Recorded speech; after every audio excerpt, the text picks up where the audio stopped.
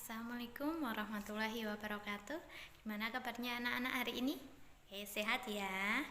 Hari ini kita akan kembali belajar IPS tentang karakteristik geografis Indonesia. Seperti yang kita tahu bahwa Tuhan menganugerahkan bangsa Indonesia ini dengan keberagaman yang sangat banyak. Ada di antaranya keberagaman agama, suku, budaya, dan lain sebagainya. Nah, hari ini kita akan kembali belajar tentang keragaman-keragaman itu semua. Jangan lupa perhatikan Bu Guru, tetap konsentrasi dan siapkan buku paket halaman 76 dan halaman 45. Hari ini kita akan membahas tentang 3 poin penting, yaitu kita akan membahas tentang penduduk Indonesia yang tersebar, nanti dapat kita lihat dalam peta penduduk Indonesia. Kemudian yang kedua kita akan membahas tentang suku-suku yang ada di Indonesia, dan yang ketiga adalah kita akan membahas tentang agama yang ada di Indonesia. Indonesia merupakan negara kepulauan terbesar di dunia. Sekitar 13.446 pulau, baik besar maupun kecil, menjadi bagian dari wilayah Indonesia. Berdasarkan survei pada tahun 2017, sekitar 264 juta jiwa tinggal di Indonesia. Namun, persebaran penduduk di Indonesia belum merata. Marilah kita simak peta persebaran penduduk di Indonesia. Nah, inilah peta persebaran penduduk di Indonesia. Ada beberapa daerah yang ditunjukkan dengan warna yang berbeda-beda. Semakin hijaunya semakin tua, berarti daerah tersebut penduduknya masih sangat sedikit. Kemudian hijau muda sudah ada penduduknya namun belum padat. Kemudian kuning sudah banyak penduduknya, dan semakin ke bawah semakin merah, itu menunjukkan bahwa daerah tersebut banyak penduduknya. Jadi bisa kita lihat di sini daerah mana saja. Ya, ini kita mulai dari daerah yang sedikit penduduknya. Nah, ini di bagian Pulau Papua Barat. Hijau paling muda di sini, ini masih sedikit penduduknya. Kemudian di daerah Papua ini sudah ada penduduknya namun belum banyak. Kalimantan, Sulawesi ini juga masih sedikit penduduknya.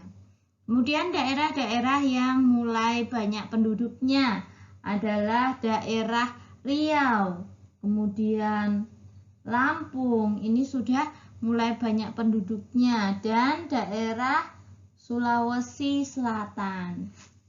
Di sini semakin ke bawah kita akan memasuki daerah yang banyak penduduknya atau tergolong padat, itu di daerah Jawa, ya.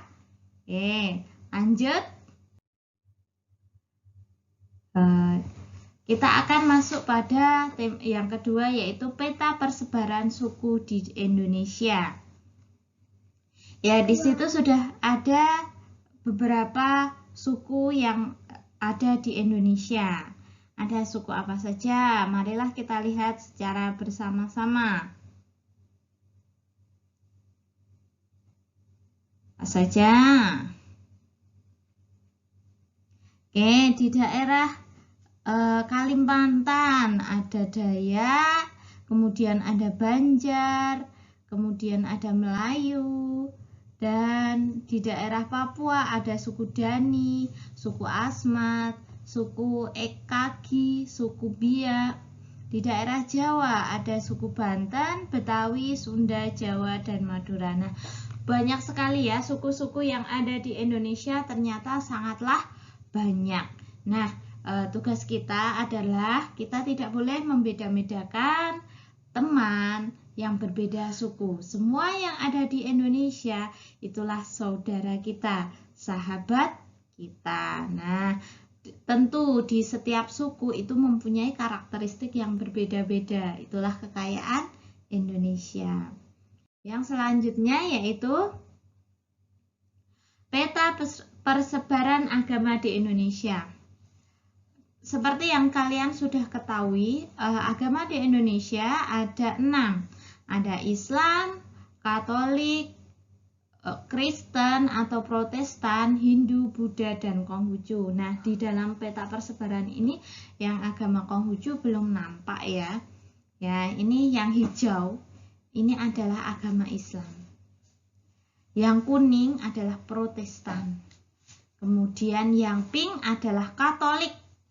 Yang merah itu ada Hindu. Kemudian yang merah bata itu ada Buddha. Ya, kalian bisa lihat sebagian besar dari wilayah Indonesia agamanya adalah Islam. Ya, betul.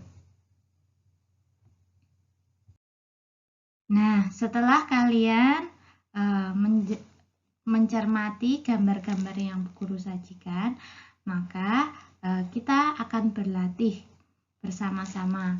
Yang pertama yaitu pilihlah 3 daerah yang ada di Indonesia.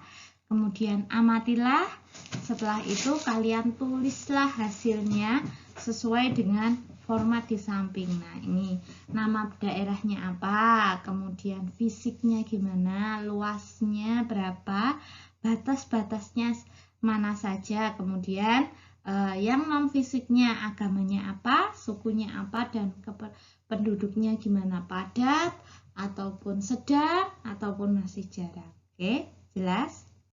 Anak, kalian sudah mempelajari tentang peta persebaran penduduk, agama, dan suku yang ada di Indonesia. Bagaimana? Bermacam-macam ya, beraneka ragam juga. Nah, tugas kalian sebagai penerus bangsa Indonesia, kalian harus menjadikan keberagaman itu sebagai penguat dari persatuan negara ini. Ya, jangan jadikan perbedaan-perbedaan itu menjadi pemecah belah bangsa ini. Cukup sekian dari Bu Guru. Ada salahnya mohon maaf. Wassalamualaikum warahmatullahi wabarakatuh.